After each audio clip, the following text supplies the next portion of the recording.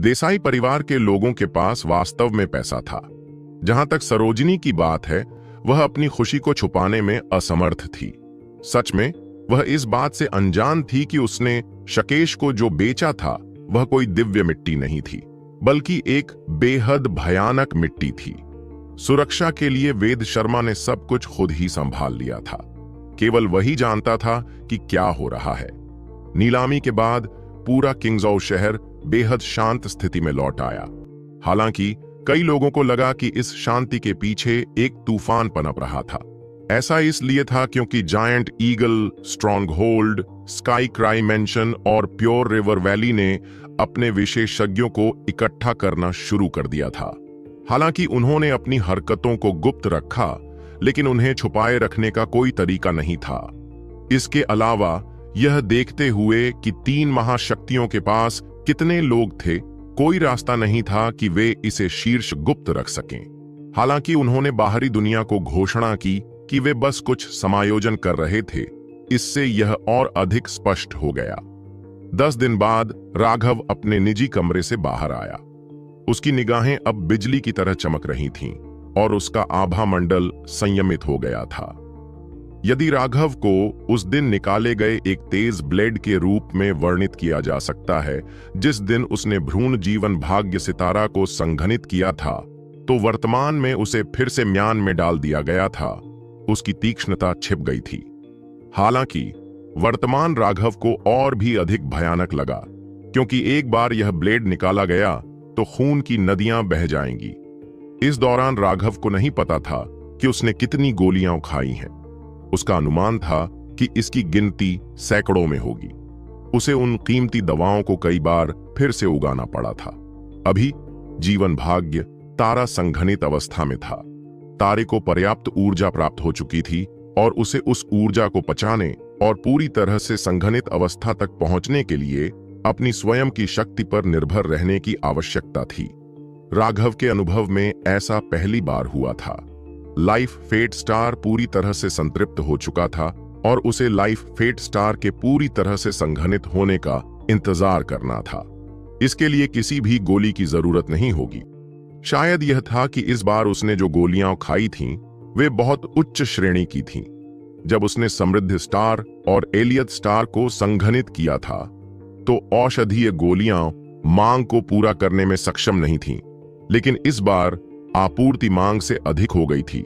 हालांकि एक बार जब यह संघनित हो जाता है, तो उसे अभी भी लाइफ फेट पिल्स का सेवन जारी रखना होगा।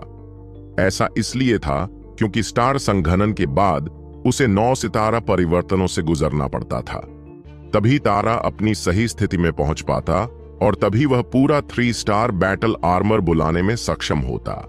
इसके अलावा पिछले कुछ दिनों में जैसे जैसे जीवन भाग्य सितारा धीरे धीरे बढ़ता गया, राघव ने महसूस किया कि उसका शरीर पूरी तरह से बदल रहा है।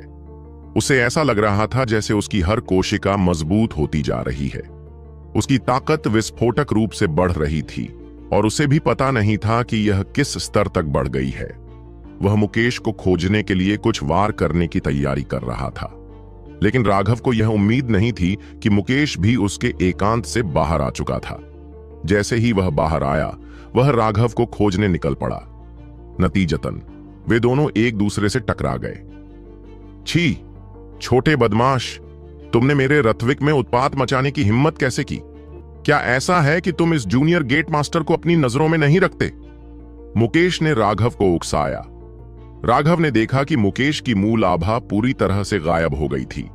ऐसा लग रहा था कि वह पहले से ही उन 2 स्वर्गीय दांव बीजों के साथ पूरी तरह से विलीन हो चुका था और एक सच्चा दिव्य बन गया था। मैं वास्तव में तुम्हें नीची नजर से देखता हूं। बाहर के उन बेवकूफों से मत सीखो। अगर तुम लड़ना चाहते हो तो सीधे कह दो, लेकिन सबसे पहले मुझे खाए हुए कई दिन हो गए हैं। क्यों ना हम पहले अपना पेट भरने के लिए कोई जगह ढूंढ लें? राघव ने सुझाव दिया। अब जब आपने इसका जिक्र किया है तो मुझे भी बहुत भूख लगी है। तो क्या हमें अमर नशा भवन में जाना चाहिए? हालांकि यह महंगा है, लेकिन वास्तव में भोजन के बारे में कुछ नहीं कहा जा सकता है, मुकेश ने कहा।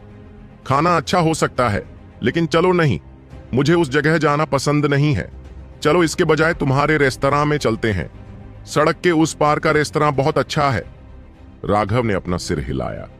वह निश्चित रूप से सुभद्रा और सारिका जैसे लोगों का फिर से सामना नहीं करना चाहता था। सच बताऊं तो सुभद्रा एक बेहद दुर्लभ सुंदरता थी, और जबकि सारिका ने घूंघट किया हुआ था, राघव बता सकता था कि वह निश्चित रूप से बहुत सुंदर होगी।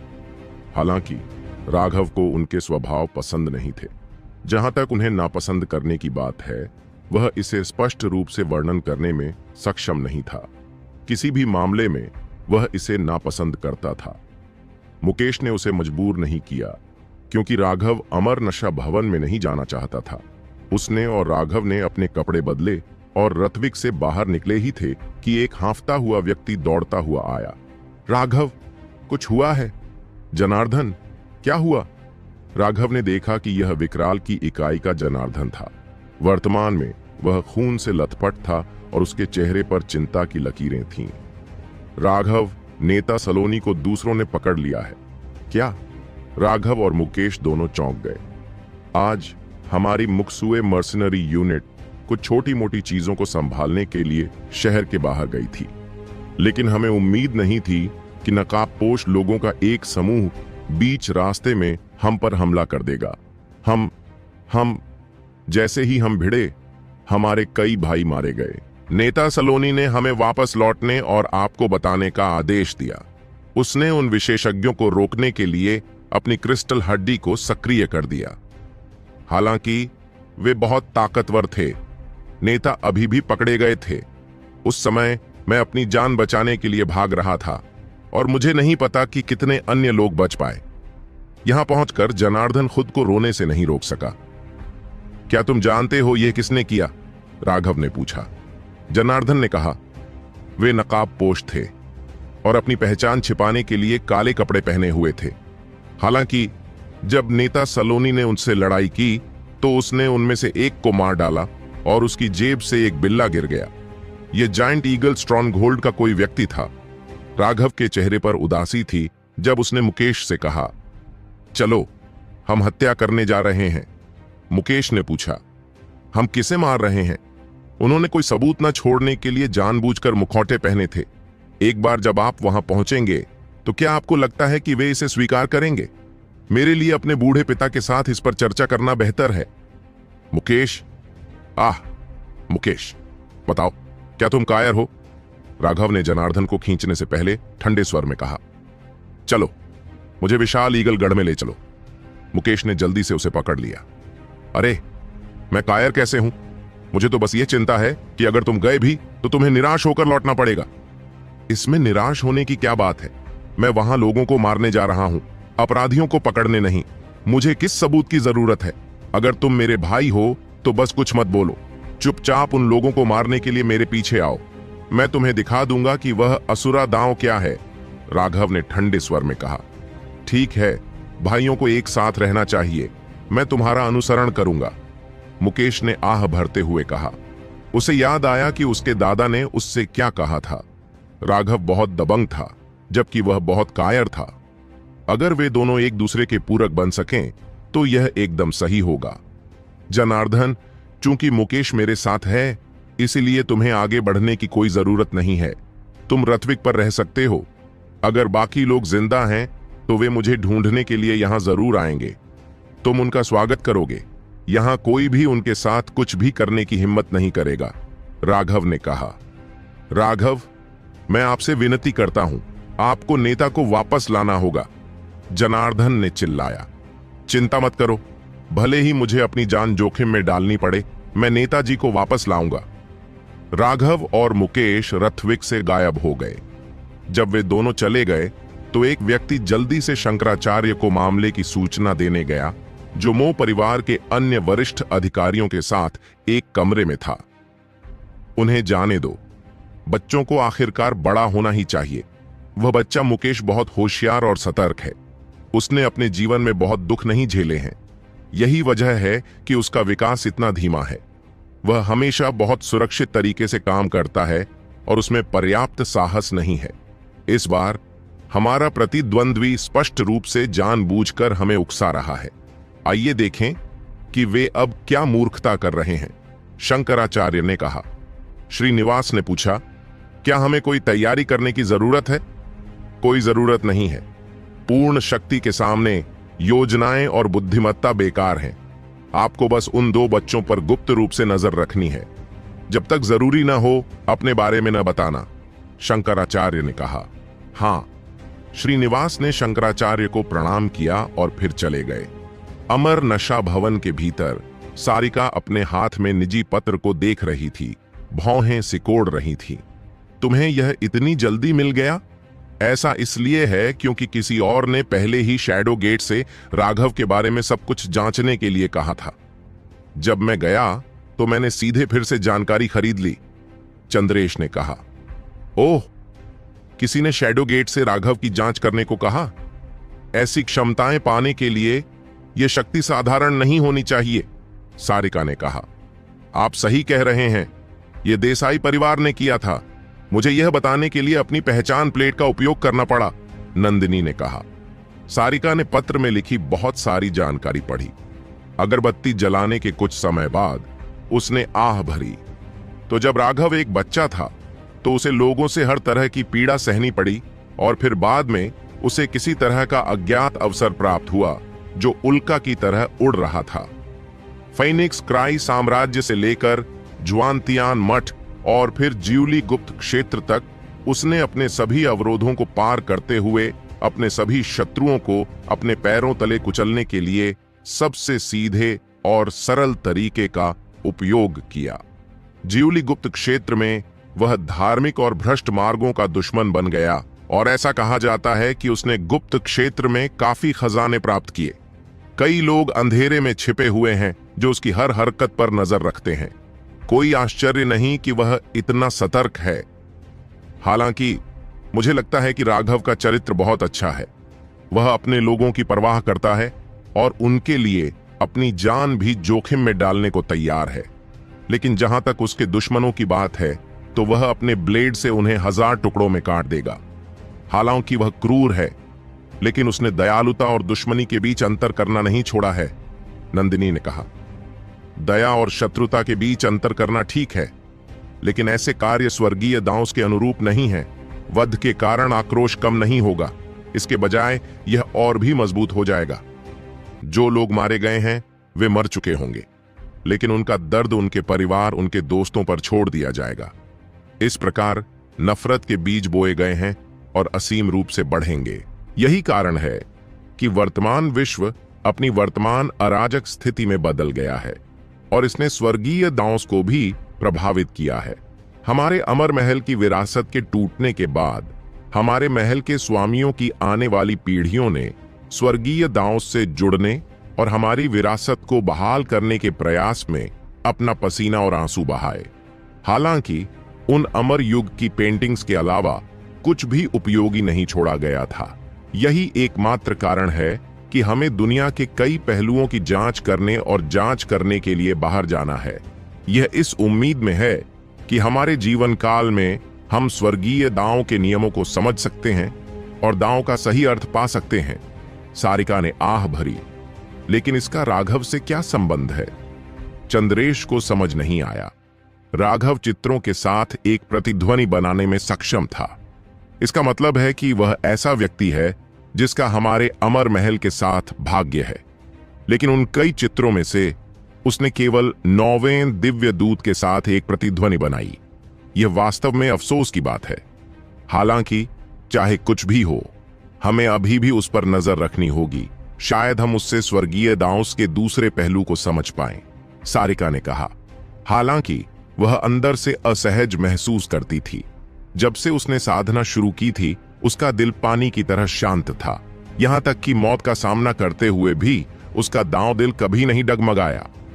लेकिन उस दिन राघव ने अपनी मानसिक शक्ति का उपयोग करके जबरदस्ती उसकी कलात्मक दुनिया से भाग निकला था, उसकी तार तोड़ दी थी और उसे जोरदार झटका दिया था।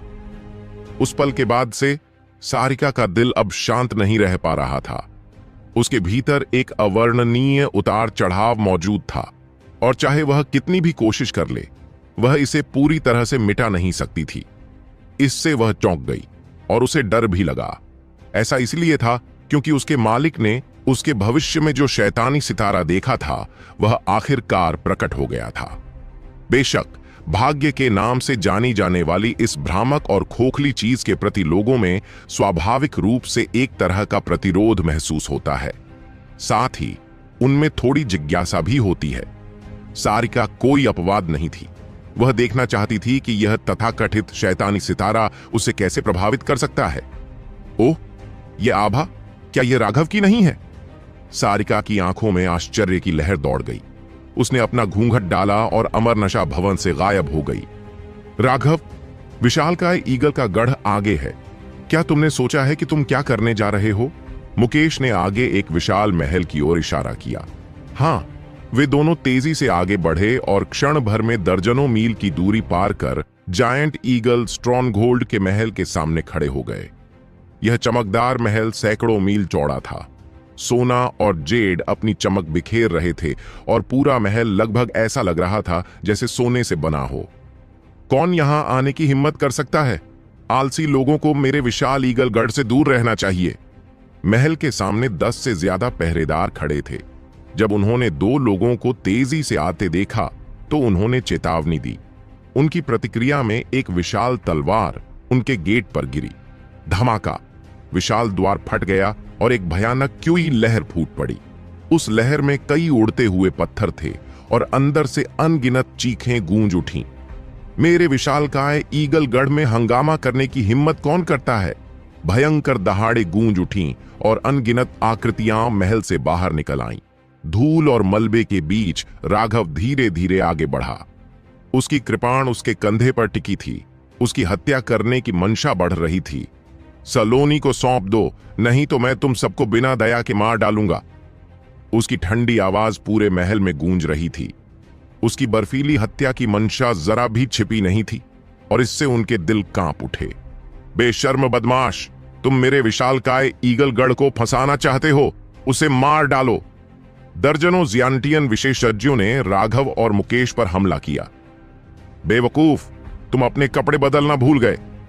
राघव ने काले लबादे और चेहरा छुपाने वाली बांस की टोपी पहने एक व्यक्ति की ओर देखा। उस व्यक्ति के चेहरे पर भाव बदल गए और वह कुछ कहने ही वाला था कि तभी एक दिव्य तलवार निर्दयतापूर्वक उसकी ओर झपटी। धमाका! उसके चारों ओर खड़े 1 दर्जन लोग हवा में उछल पड़े और खून की उल्टियां करने लगे। चूंकि आप उसे सौंपना नहीं चाहते हैं तो नरसंहार शुरू करने के लिए मुझे दोष न दें। यहां तक कि जब उसने यह कहा तो राघव पहले से ही बिजली के बोल्ट की तरह आगे बढ़ गया था। एक ज़ियानिटियन विशेषज्ञ के पास दिखाई दिया और उसकी कृपाण को नीचे गिरा दिया। उस ज़ियानिटियन विशेषज्ञ के हथियार को उसके मालिक के साथ राघव के रक्त रंग के कृपाण द्वारा 2 भागों में काट दिया गया था। राघव ने देखा कि ब्लड ड्रिंकर की आत्मा अपनी निष्क्रिय अवस्था से बाहर आ रही थी क्योंकि उसकी अपनी ताकत बढ़ रही थी। यह तेज और मजबूत होती जा रही थी। इसके अलावा उसने महसूस किया कि इस ज़ियानिटियन विशेषज्ञ को मारने के बाद ब्लड ड्रिंकर ने उसमें उत्तेजना की भावना प्रसारित की। इससे राघव को यह विचार आया कि कैसे बर्बर विशेषज्ञ ने इसे रक्त पिपासु नाम दिया था। इसलिए यह वास्तव में खुद को मजबूत करने के लिए विशेषज्ञों का खून पीने में सक्षम था। हालांकि ब्लड ड्रिंकर को भारी नुकसान हुआ था। जब वह बर्बर जाति विशेषज्ञ धूल में बदल गया था तो उसने दुख की तीव्र भावना व्यक्त की थी और उसके बाद राघव ने उससे कोई और भावना महसूस नहीं की थी। जब उसका साधना आधार मेरिडियन ओपनिंग तक पहुंचा तभी ब्लड ड्रिंकर थोड़ा पुनर्जीवित हुआ। राघव को लग रहा था कि वह विशेषज्ञों को मारना चाहता है। नहीं! आह! उनकी हैरान आंखों के सामने राघव मानव रूप में एक पागल शैतान की तरह लग रहा था। वह लगातार आगे पीछे घूम रहा था और ज़ियानिटियन विशेषज्ञों के जीवन को काटने पर ध्यान केंद्रित कर रहा था। मेरिडियन ओपनिंग और नीचे के जो लोग इसमें शामिल होने के लिए तैयार थे वे सभी डर के मारे भाग गए। यह दृश्य देखकर वे आगे बढ़ने की हिम्मत कैसे कर सकते थे? सबसे भयानक बात यह थी कि राघव की रक्त रंग की कृपाण आसानी से ज़ियानिटियन हथियारों को नष्ट करने में सक्षम थी। उसे रोकने का कोई तरीका नहीं था। मेरे घर पर हंगामा मचाने के लिए तुम वास्तव में मौत को दावत दे रहे हो। एक भयंकर दहाड़ गूंजी और एक विशाल मुट्ठी की छवि ने आकाश को भर दिया, जो अपने साथ असीम दबाव लाती हुई राघव पर गिर पड़ी। मैं यहां हंगामा करने नहीं आया हूं, मैं यहां हत्या करने आया हूं। उस विशाल मुट्ठी छवि को देखकर राघव को पता चल गया कि विशालकाय ईगलगढ़ के स्वामी महेश्वर आ गए हैं। एक बर्फीली खर्राटे के साथ उसने अपनी कृपाण उस मुट्ठी छवि पर वार कर दी। टकराना। जमीन बहुत तेजी से कांप उठी और मुट्ठी की छवि के कारण राघव दर्जनों मीटर पीछे उड़ गया, जिससे जमीन में एक लंबी खाई बन गई और फिर वह स्थिर हो गया। हालांकि राघव को सुखद आश्चर्य हुआ।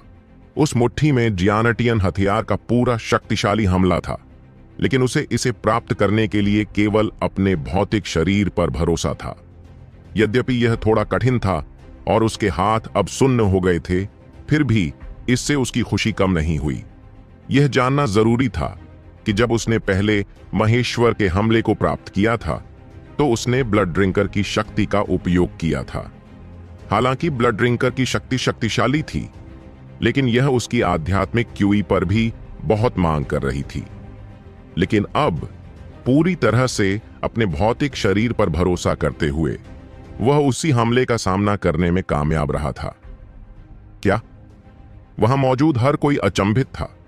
आखिर वह किस तरह की शक्ति थी? उसके लिए अपनी हॉटियन शक्ति पर भरोसा करके एक जियांटियन हथियार को रोकना कैसे संभव था? राघव ने फिर से अपनी कृपाण उठाई और स्तब्ध महेश्वर पर सीधा हमला किया। सलोनी को सौंप दो। कमीने, तुम क्या बकवास कर रहे हो? महेश्वर चौंक गया और गुस्से में था। जल्दी से अपने हाथों को ऊपर उठाकर रोकने लगा।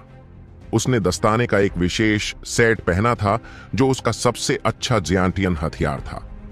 क्योंकि तुम नहीं जानते तो तुम मर सकते हो, राघव ने ठंडे स्वर में चिल्लाया, और उसके रक्त रंग के कृपाण ने एक भयानक चीख निकाली, जैसे वह महेश्वर पर वार कर रहा हो। टकराना। खून बहने लगा। हर कोई यह देखकर भयभीत था कि हालांकि राघव के हमले के बाद महेश्वर के दस्ताने ठीक थे, लेकिन उसके हाथ टुकड़ों में टूट गए थे। महेश्वर चीख कर पीछे गिर पड़ा। जहां तक अन्य जियांटियन विशेषज्ञों का सवाल है, वे सभी डर गए थे। वे आगे बढ़ने और अपनी जान बचाने के लिए भागने के बीच फंस गए थे। मरना। राघव के दूसरे वार ने निर्दयता पूर्वक उसे नीचे गिरा दिया। उसकी आभा ने महेश्वर को नीचे बांध दिया। बज। महेश्वर ने एक हाथ की मुहर बनाई और एक बाज की तांबे की मूर्ति अपने पंख फैलाए उसके सामने प्रकट हुई। राघव की कृपाण मूर्ति के सिर पर वार कर गई। विशाल कांस्य प्रतिमा जमीन में धंस गई। जमीन ढह गई। एक भयानक क्यूई लहर ने तुरंत आसपास की इमारतों को नष्ट कर दिया और विशालकाय ईगलगढ़ के विशेषज्ञों को सीधे उड़ान भरने के लिए भेजा गया। महेश्वर ने खून की उल्टी की और उसका शरीर वास्तव में दरारों से भर गया। ऐसा लग रहा था जैसे चीनी मिट्टी के बर्तन टूटने के कगार पर हों। उसका खून उन दरारों से बाहर निकल रहा था, जो अविश्वसनीय रूप से भयावह लग रहा था। तुम्हारा कछुआ खोल बहुत कठोर है, लेकिन मुझे विश्वास नहीं होता कि मैं इसे तोड़ नहीं सकता, राघव चिल्लाया। ब्लड ड्रिंकर पहले ही हवा में ऊंचा उठ चुका था। रुकना। अचानक एक चीख गूंजी और दो आकृतियां राघव पर टूट पड़ी। एक था प्योर रिवर वैली का मास्टर सुनील, जबकि दूसरा था एक बुद्धिमान बुजुर्ग, स्काई क्राई मैंशन का चंद्रशेखर। भेदी बादल बाण। एक बहुत बड़ा तीर सीधे उन दोनों पर आकर लगा। तीर के पहुंचने से पहले ही अंतरिक्ष में एक तीव्र गड़गड़ाहट हुई, मानो यह तीर स्वर्ग और पृथ्वी को भेद देगा। सुनील और चंद्रशेखर के हाव भाव पूरी तरह बदल गए। उन्होंने कभी नहीं सोचा था कि मुकेश की ताकत इतने भयानक स्तर पर पहुंच गई है। सबसे भयानक बात यह थी कि मुकेश के तीर में स्वर्गीय दाओस की ताकत थी। वे तुरंत स्वर्ग और पृथ्वी द्वारा बंद कर दिए गए, चकमा देने में असमर्थ। दिव्य। वे दोनों बहुत भयभीत हो गए। उस बाण के सामने वे दहाड़ने लगे और अपने हथियार निकालकर बाण पर प्रहार करने लगे। टकराना। मुकेश के तीर से वे दोनों पीछे हट गए। वे दोनों भयभीत थे और दूर खड़े धनुषधारी व्यक्ति को घूर रहे थे। धमाका। अचानक एक और धमाके की आवाज गूंजी और पूरा किंगजोउ शहर कांप उठा। धूल सुनामी की तरह उठी। इस भयानक क्यूई लहर ने विशालकाय ईगलगढ़ को ध्वस्त कर दिया। वे प्राचीन इमारतें चूर्ण में बदल गईं। जब लोगों की दृष्टि वापस आई तो वे यह देखकर भयभीत हो गए कि महेश्वर की विशाल प्रतिमा ढह गई थी। जहां तक महेश्वर का सवाल है, वह गायब हो चुका था। वे उसकी आभा को महसूस करने में असमर्थ थे और वे उसके शरीर का एक टुकड़ा भी खोजने में असमर्थ थे। विशालकाय ईगलगढ़ के लोग कागज की तरह सफेद थे। यह अज्ञात था कि कौन चिल्लाया और पहले भाग गया। एक व्यक्ति का पीछा करते हुए एक श्रृंखलाबद्ध प्रतिक्रिया शुरू हुई, जिसमें लोग अपनी जान बचाने के लिए भागे। अब जबकि उनके मालिक को सिर्फ खूनी धुंध में बदल दिया गया था, यहां तक कि उनकी लाश भी नहीं बची थी, तो कौन राघव को अपना दुश्मन बनाने की हिम्मत करेगा? अब राघव ने भयभीत सुनील और चंद्रशेखर पर अपनी कृपाण तान दी। सलोनी को सौंप दो। सुनील और चंद्रशेखर के हाव भाव तुरंत बेहद बदसूरत हो गए और उन्होंने ठंडे स्वर में कहा, तुम्हारा क्या मतलब है? सलोनी को सौंप दो। हम नहीं जानते कि तुम क्या कह रहे हो। मरना। उनके खत्म होने का इंतजार किए बिना राघव की कृपाण ने आसमान में रक्त लाल रोशनी छोड़ी और फिर उन दोनों पर निर्दयता से वार किया। कमीने, तुम मौत को दावत दे रहे हो। असहनीय बदमाशी। सुनील और चंद्रशेखर क्रोधित हो गए। राघव ने उनके स्पष्टीकरण को पूरी तरह से नजरअंदाज कर दिया, उनके शब्दों को सिर्फ फार्ट्स माना। चंद्रशेखर ने दहाड़ते हुए अपना डंडा राघव पर फेंका। सुनील भी हमला करने ही वाला था कि मुकेश उसके सामने आ गया। उसके धनुष से काली रोशनी की किरण सीधे उस पर गिरी। आपका प्रतिद्वंद्वी मैं हूं। सुनील चौंक गया और उसने बचाव के लिए जल्दी से अपनी तलवार उठाई। हालांकि उसने यह उम्मीद नहीं की थी कि मुकेश का तीर थोड़ा कांपेगा और उसका हमला अचानक गायब हो जाएगा। इससे पहले कि वह प्रतिक्रिया कर पाता, एक अप्रतिरोध्य बल ने उसे बाहर निकाल दिया। बाणों की वर्षा आकाश पर हो रही है।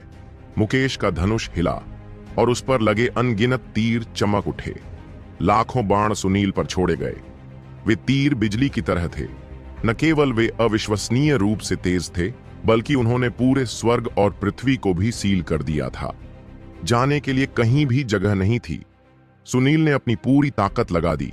उसकी तलवार छवियों से भरे आकाश में बदल गई, लेकिन एक छोटा सा तीर उसकी सुरक्षा में एक छोटी सी दरार से फिसलकर सीधे उसकी जांघ में घुस गया और खून की वर्षा होने लगी।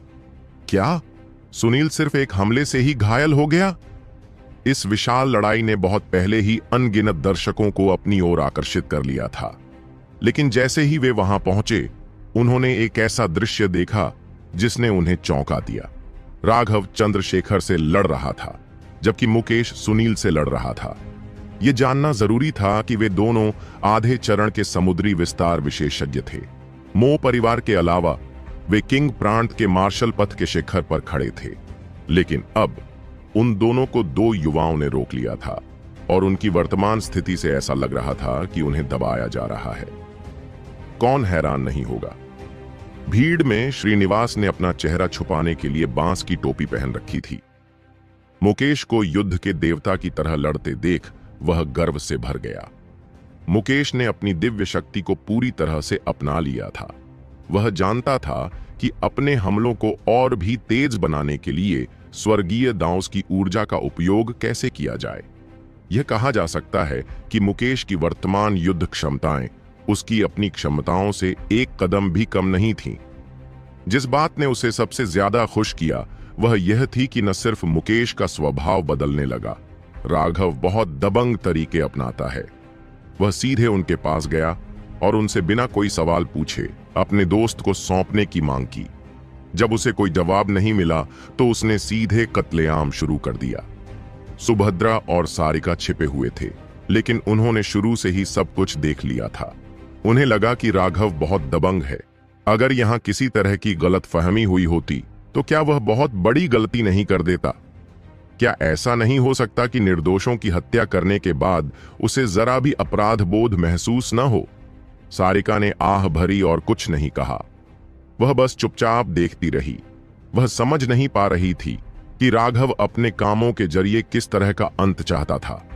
धमाका! राघव की कृपाण ने चंद्रशेखर के डंडे पर वार किया। चिंगारियां उड़ी और एक जबरदस्त विस्फोट ने आसमान को हिला दिया। राघव और चंद्रशेखर दोनों ही पीछे हट गए। हालांकि राघव ने तुरंत जमीन पर पैर रखा और फिर से आगे बढ़ गया। उसके प्रभावशाली, साहसिक और दबंग कार्यों ने सभी के दिलों को हिला दिया। इसके अलावा इस समय जब वह हमला कर रहा था तो उसकी कृपाण जमीन को चीर रही थी, जिससे कोई नहीं बता सकता था कि उसका अगला हमला कब और क्या होगा। वर्तमान राघव बहुत ही अजीब लग रहा था। वह एक मूर्ख व्यक्ति की तरह लग रहा था जो मार्शल आर्ट के बारे में कुछ नहीं जानता था, जो दूसरों के खिलाफ अपनी जान जोखिम में डालने के लिए पूरी तरह से पाशविक ताकत पर निर्भर था। चंद्रशेखर ने ठंडी सांस ली और अपनी छड़ी को बगल की ओर घुमाया और राघव की कमर पर निशाना साधा।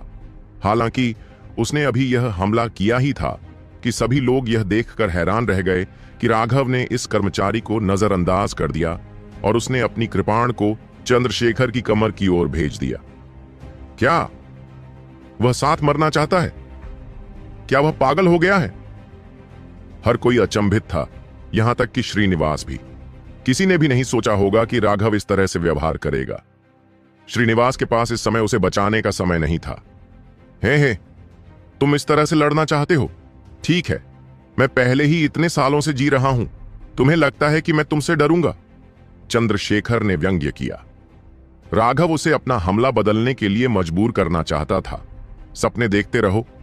लेकिन फिर राघव के बर्फीले और उपहासपूर्ण भाव को देखकर चंद्रशेखर को आखिरकार बुरा लगा। राघव उसे चाल बदलने के लिए मजबूर नहीं कर रहा था, बल्कि वास्तव में उन दोनों को मारने की कोशिश कर रहा था। चंद्रशेखर कई वर्षों तक जीवित रहे, लेकिन एक व्यक्ति जितना अधिक जीवित रहता है उतना ही वह अपने जीवन को संजोता है।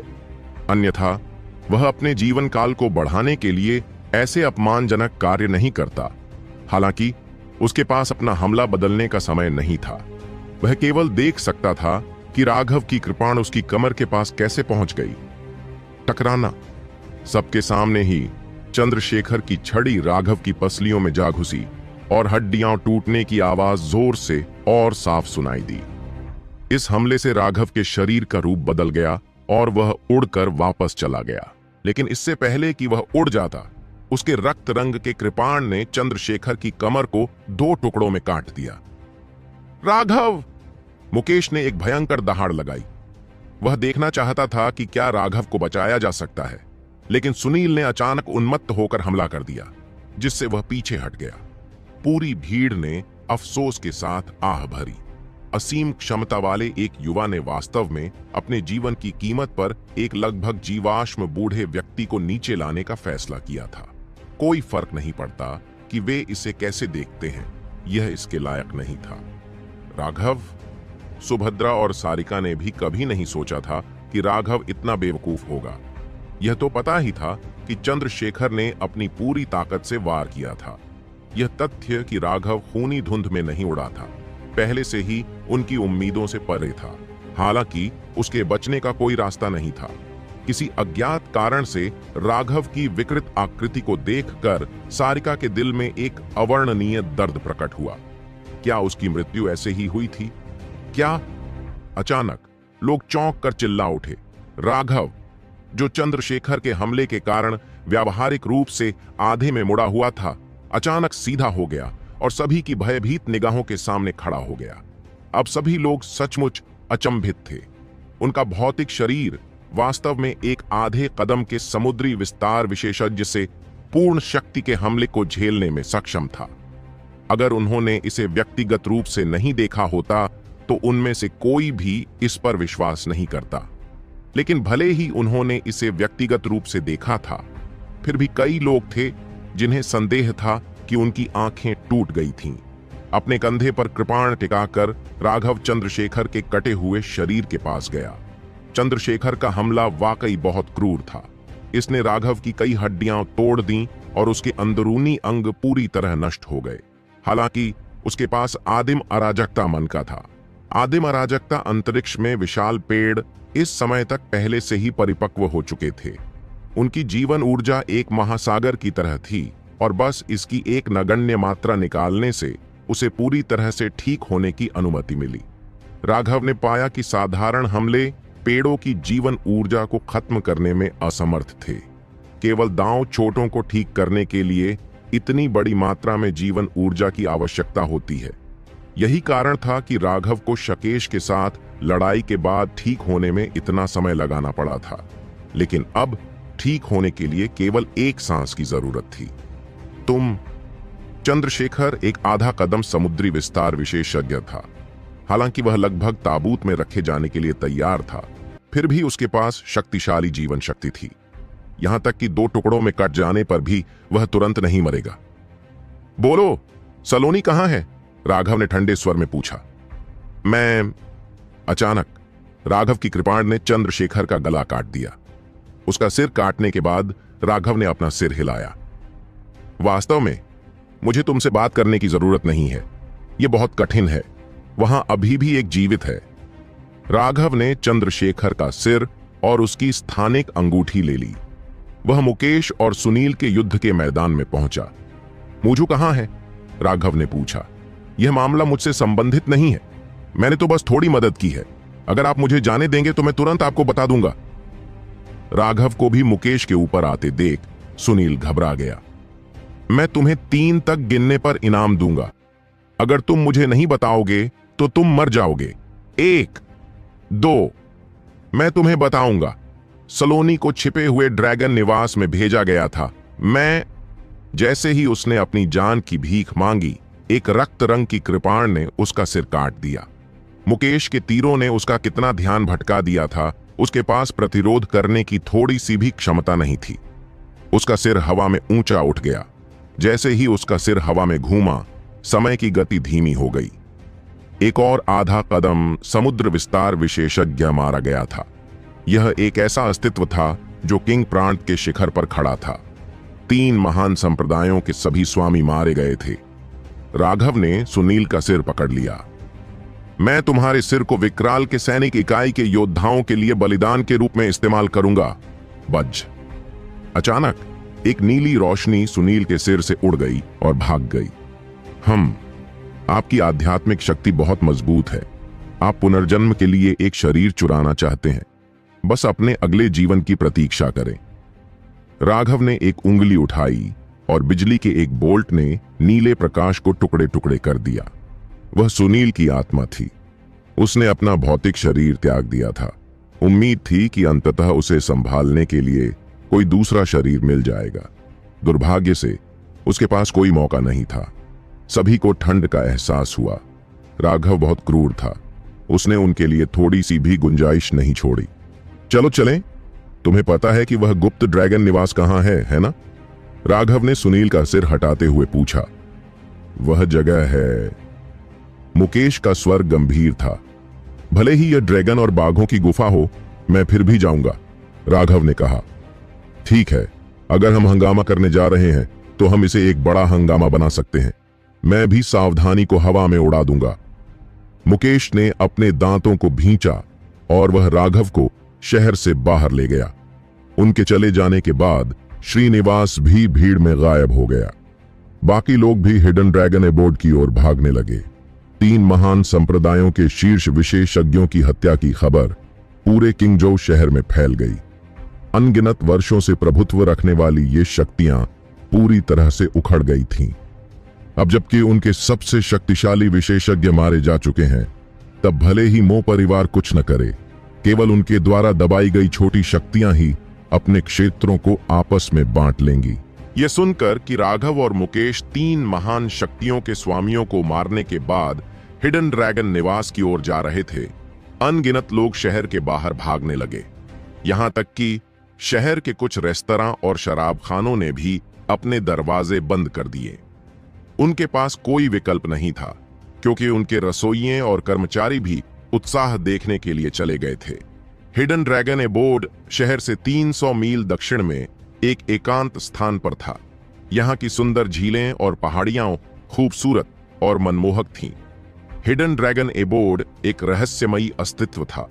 ऐसी अफवाह थी कि इसकी पृष्ठभूमि भयानक थी, लेकिन यह कभी दूसरों से नहीं लड़ता था, बस चुपचाप बैठा रहता था। कोई भी उनकी असली ताकत नहीं जानता था। कुछ लोग ऐसे भी थे जिन्होंने हिडन ड्रैगन एबोर्ड की ताकत को परखने की कोशिश की थी, लेकिन बिना किसी अपवाद के वे सभी लोग गायब हो गए थे। ऐसा कहा जाता था कि रथविक भी कभी हिडन ड्रैगन एबोर्ड को भड़काने नहीं जाएगा। बस इसी तरह हिडन ड्रैगन एबोर्ड सदियों से चुपचाप शहर के बाहर बैठा था।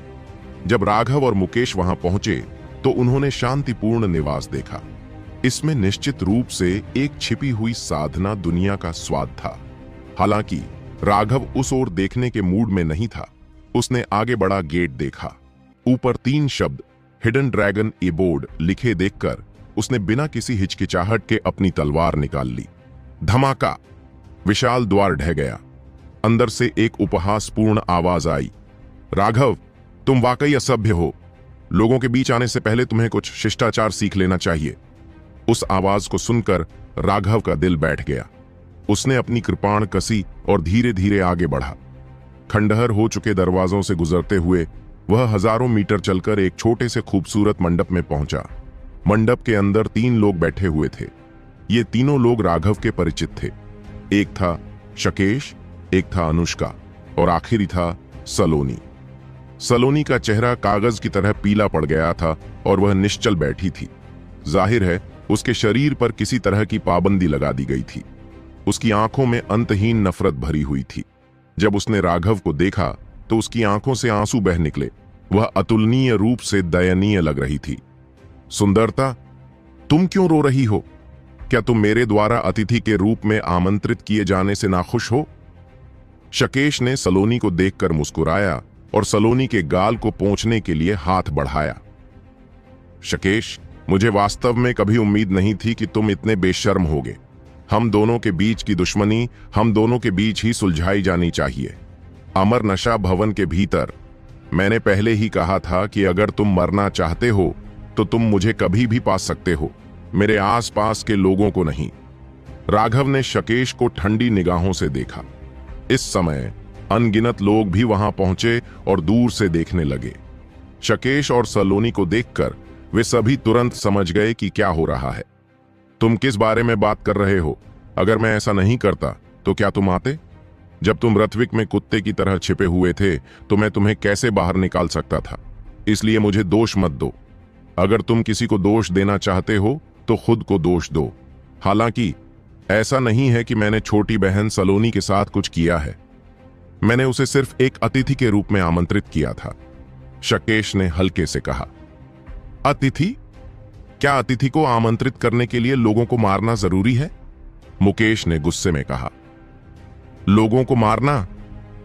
ओह, मुझे इसके बारे में कैसे पता नहीं चला। मैंने किसी को नहीं मारा। मैंने बस कुछ लोगों को मिस सलोनी को आमंत्रित करने के लिए कहा था। किसने किसी को मारा?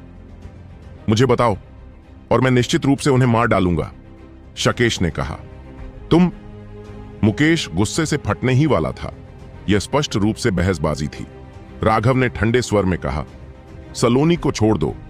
हमारे बीच जिंदगी और मौत की लड़ाई होगी। आज हम में से केवल एक ही इस जगह से जिंदा निकल सकता है। राघव, तुम्हें मुझे लड़ने देना चाहिए। वह एक दिव्य है और तुम दबा दिए जाओगे, मुकेश ने जल्दबाजी में कहा। राघव ने अपना सिर हिलाया। तुम बहुत कायर हो। तुम्हें उसे मारने का साहस नहीं है। अगर तुम उससे लड़ोगे तो 90% संभावना है कि तुम मारे जाओगे। हा हा हा, मुकेश है ना?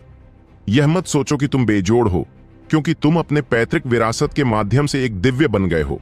मेरे जैसे स्वाभाविक रूप से जागृत एक दिव्य के खिलाफ तुम सिर्फ एक तलछट हो। राघव सही है, मैं तुम्हें एक कुत्ते को मारने की तरह आसानी से मार सकता हूं, शकेश ने ठंडे स्वर में कहा, मुकेश को तिरस्कार पूर्वक देखते हुए। मुकेश की आंखें लाल हो गईं।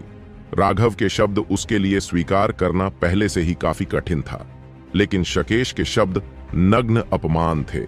राघव ने मुकेश के कंधे पर थपथपाया।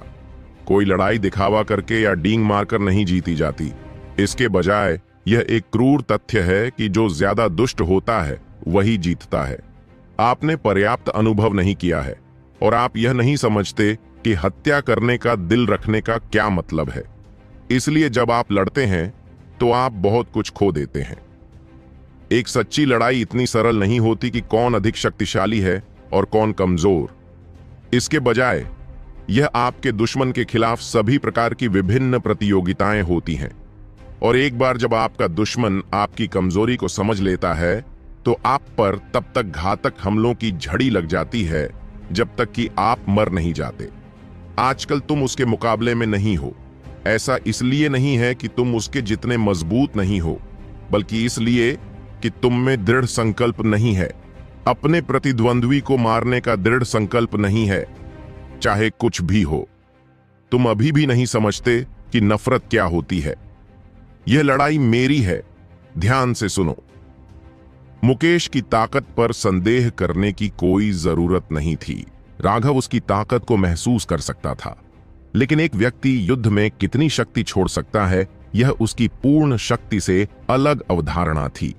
जहां तक शकेश की बात है, वह एक सच्चा विशेषज्ञ था जिसने लड़ाई की थी और मारा था।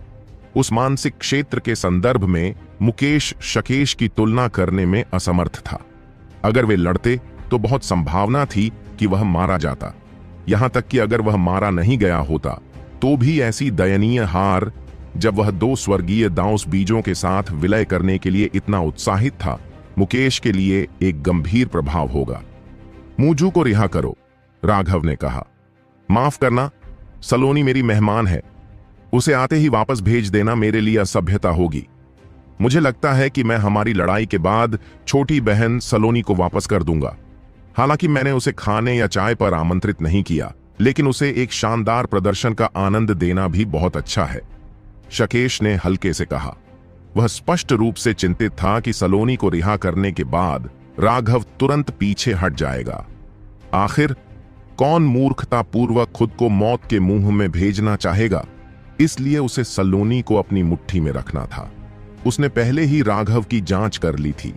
वह उसकी कमजोरी जानता था, और इसलिए अगर वह उसे बाहर निकाल सकता था तो उसे बदनामी की परवाह नहीं थी। राघव को मारना उसके लिए जरूरी था। ऐसा न केवल उसके रहस्यों के कारण था, बल्कि यह उनकी पिछली लड़ाई के कारण भी था। वह हार उसके साधना करियर पर एक दाग थी, और उसे इसे धोने की जरूरत थी। बेशर्म और नीच, तुम स्पष्ट रूप से दूसरों को लूटने के लिए एक व्यक्ति का उपयोग कर रहे हो, लेकिन फिर भी तुम इसे बहुत घमंडी बना रहे हो। क्या तुम्हारे पास कोई चेहरा है शकेश? मुकेश ने गुस्से में कहा। शकेश में किसी विशेषज्ञ के शिष्टाचार का अभाव था। मो परिवार के लड़के, यह हिडन ड्रैगन एबोर्ड है। यह ऐसी जगह नहीं है जहां तुम बेपरवाह हो सकते हो। अगर तुम बकवास करना चाहते हो तो तुम्हें अपने रथविक पर वापस लौट जाना चाहिए। अगर तुम ऐसा करना जारी रखते हो तो मुझे दोष मत देना कि मैं तुम्हें सबक सिखाने के लिए तुम्हारे परिवार के वरिष्ठों की जगह ले रहा हूं। अचानक लोगों का एक समूह छिपे हुए ड्रैगन निवास की गहराई से बाहर चला गया। उनका नेतृत्व करने वाला व्यक्ति एक मध्यम आयु वर्ग का व्यक्ति था, जो राघव और मुकेश को ठंडी निगाहों से देख रहा था। वह अधेड़ उम्र का आदमी बहुत लंबा था, लेकिन वह बहुत दुबला भी था। वह लगभग बांस के खंभे जैसा लग रहा था, जिससे अजीब सा एहसास हो रहा था। हालांकि उसकी आवाज एक तेज घंटी की तरह थी, जो लोगों के कानों के पर्दों को हिला रही थी। उन्हें साफ तौर पर एहसास हो रहा था कि वह सिर्फ अपनी साधारण आवाज का इस्तेमाल कर रहा था, लेकिन हर शब्द उनकी आत्माओं की गहराई में धंस रहा था। राघव और मुकेश के दिल कांप उठे। इस व्यक्ति की आभा समुद्र की तरह अत्यंत सघन और विशाल थी। वह लोगों को ऐसा दबाव देता था जैसे क्षितिज से परे फैली पर्वत श्रृंखला के सामने खड़े हों। उसे आधा कदम समुद्र विस्तार होना चाहिए, लेकिन उसकी खेती तकनीक विशेष है। वह निश्चित रूप से भयानक है। इस व्यक्ति को देखकर राघव अंदर से चौंक गया।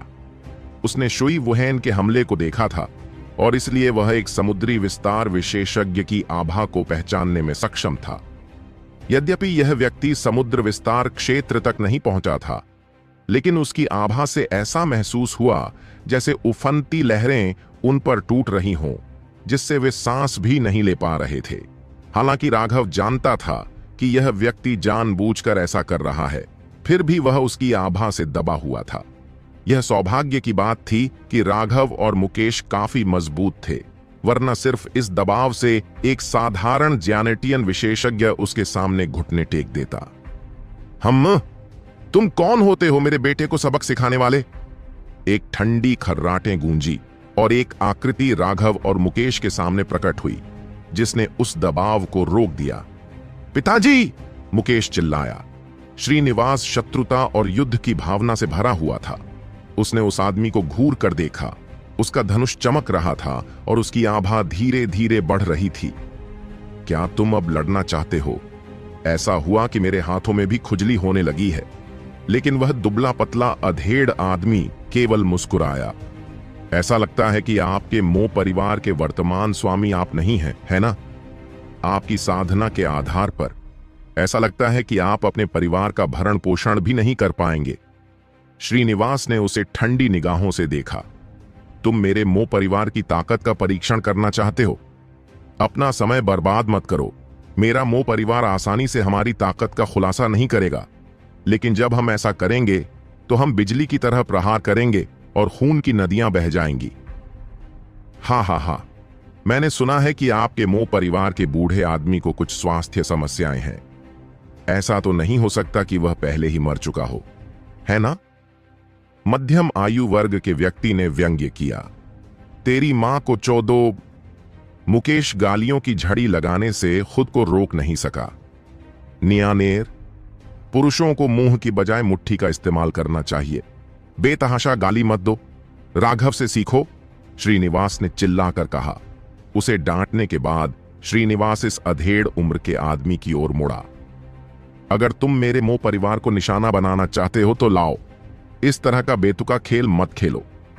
हाँ, मैं कोई खेल नहीं खेल रहा हूं। यह सिर्फ इतना है कि देसाई परिवार का यह जूनियर दोस्त किसी के साथ कुछ संकेत साझा करना चाहता था। उनके सीनियर होने के नाते मुझे कम से कम उनकी लड़ाई का गवाह तो बनना ही होगा। अन्यथा अगर कोई हार गया है लेकिन इसे स्वीकार करने से इनकार करता है और प्रतिकूल हो जाता है